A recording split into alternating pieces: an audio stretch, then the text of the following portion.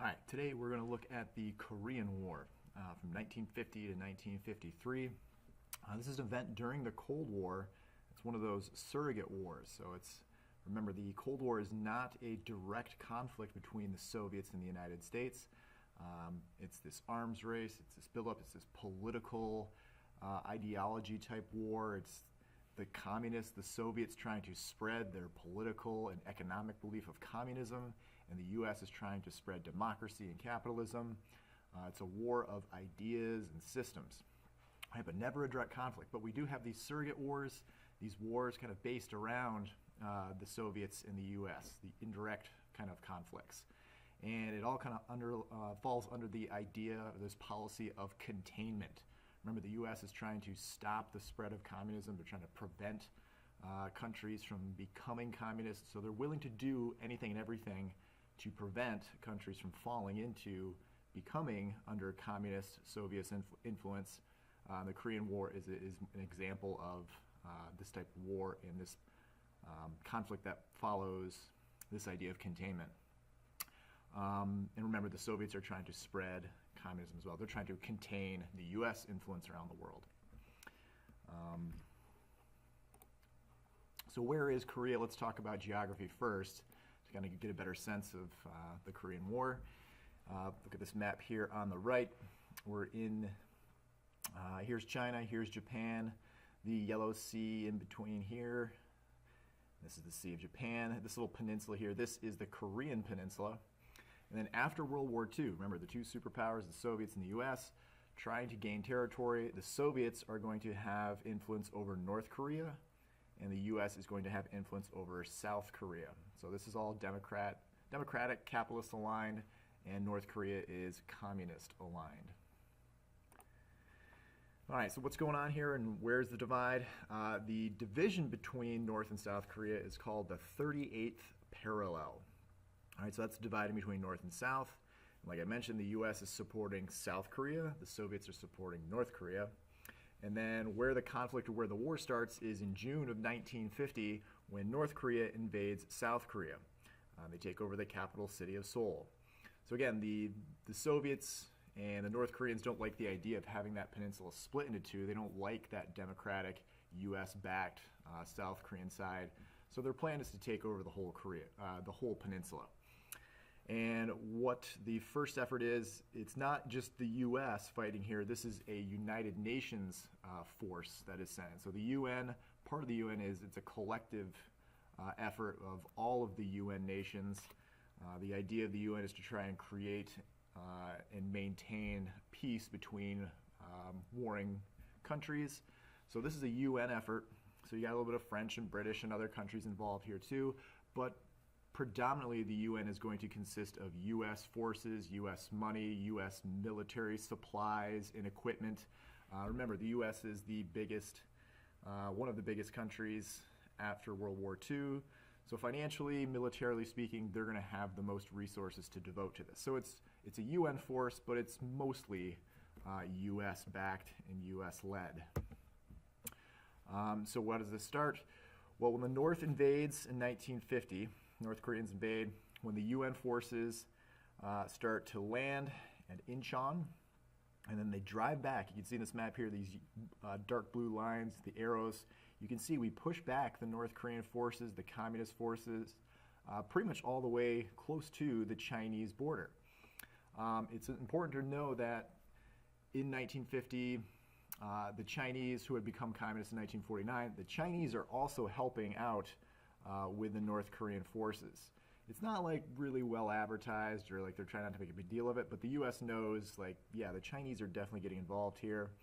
So that's going to play a key element in how much the U.S. can get involved here. We don't want to drive the North Koreans all the way to the Chinese border or into the Chinese border, because if we do that, then that could potentially lead to China getting more directly involved in this conflict. And then once we get more and more countries involved, well, now we've got World War III.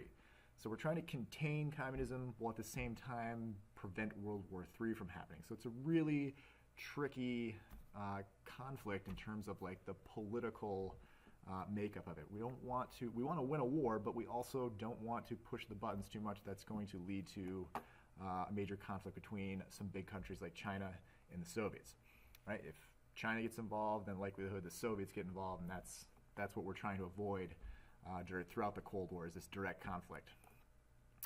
So again, just to kind of give you a better view of the map, here's where the UN forces land, and we're kind of pushing our way all the way almost to the Chinese border.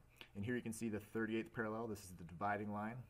So it's kind of this back and forth. In 1950, they start to drive them all the way back down. In the North Koreans drive UN forces, South Korean forces back here, and then we're kind of shifting the tides. And this is kind of how the war goes. It's a back and forth across that 38th parallel. So again, here's just kind of a recap of the back and forth action of the Korean War. In 1950, here's the North driving forces down. And then in the fall of 1950, in comes the UN forces, and we're driving them back north to close to the Chinese border. Then again, we kind of pull back. By we, I mean the UN forces, mostly the US. We pull back our forces so as not to invoke the Chinese or Soviets, which then allows for the North Koreans to regroup, and it drives the UN forces back below the 38th parallel here by 1951. And then by 1951, it kind of like ends up in a stalemate. The UN forces are able to drive the North Koreans back to the 38th parallel, and for the remainder of the war, the last 2 years, that's pretty much where it stays. All right, no one's really gaining any more momentum or more territory on either side. And then by 1953, they decide to sign an armistice, meaning they're going to agree to stop the war. And so I already just kind of mentioned all this, but that back and forth, no one really wants to push this to World War III. No one wants other countries involved. The 38th parallel by 1953, this is called the demilitarized zone, and it still exists to this day. So there's like this strip of land where literally neither the North Koreans nor the South Koreans can occupy, hence demilitarized. There's no military presence in that area, and it's created to sort of reduce the threat or tensions of war, but in the sense that it's actually there, it actually does create more tension, knowing that there's a definite dividing line to prevent any sort of military actions. Outcomes of the war: 54,000 Americans were lost during the war. Like I said, it ends in a stalemate. So when you start the war, it's divided between North and South. At the end of it, neither the North Koreans or South Koreans can really claim victory in a territorial sense. So it's pretty much, kind of where they started. 2 million Koreans killed. And what this war really reflects is it proves and shows the U.S. commitment to containment and the idea of the Truman Doctrine. Remember when the Cold War first breaks out, you've got the policy of the Truman Doctrine and the Marshall Plan. Truman Doctrine basically stating we will provide support in any way we can, financially, supply-wise, militarily, whatever we have to do to prevent the spread of communism, we are committed. And the Marshall Plan was the rebuilding of Europe with tons and tons of money. So the Korean War is this continuation of the U.S. committed to containing the spread of communism, not just in Europe, but anywhere in the world. And the Korean War is the first example of the U.S. showing its commitment to it. Major people you want to be familiar with: General MacArthur.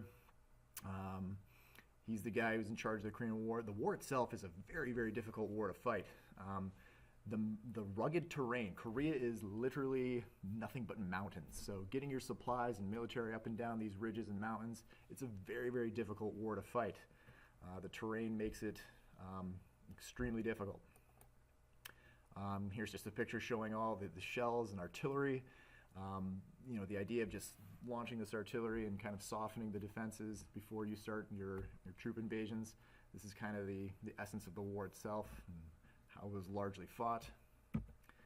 And again, at the end of the war, it basically ends in that stalemate, and to this day, the 38th parallel exists. There is still tensions between the North and the South.